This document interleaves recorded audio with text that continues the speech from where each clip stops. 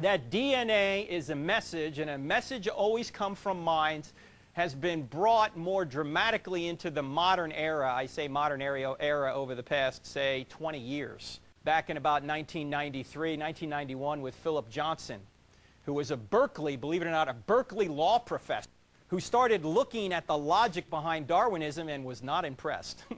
He called it Darwin on Trial. Well, more recently, Stephen Meyer wrote a book called Signature in the Cell, DNA and Evidence for Intelligent Design. And it's basically the argument I just gave. If there's a message in the cell, then there must be a messenger.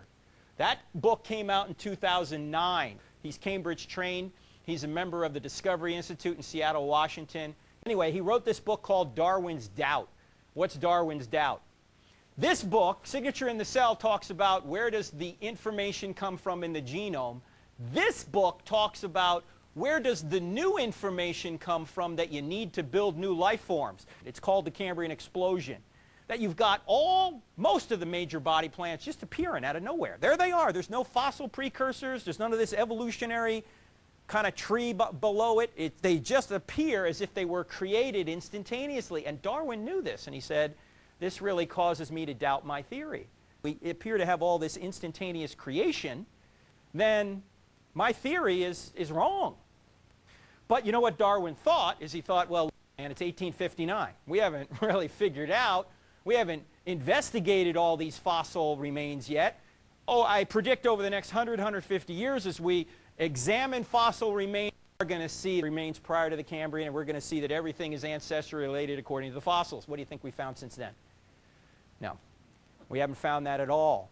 What we found is, just like the Cambrian explosion, everything appears instantaneously. In fact, you know what we see in the fossil record? Things appear instantaneously, they stay the same for a while, and then they go out of existence. Appearance, stasis, and then sudden disappearance, extinction.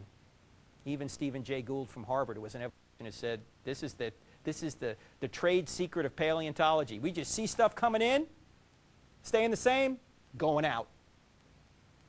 And so this was a big doubt. So what Meyer does is he starts asking questions of the evolutionists.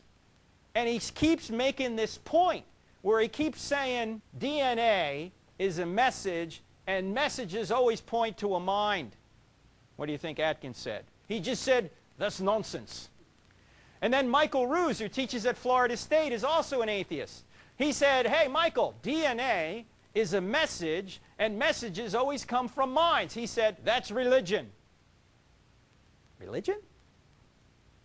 No, this may have religious implications, but it's not religion to say there's a message out there that comes from a mind.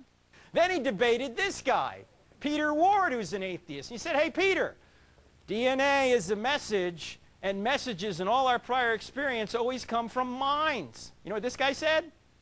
He said, that's crap. Crap. Stephen Meyer said, that's not an argument.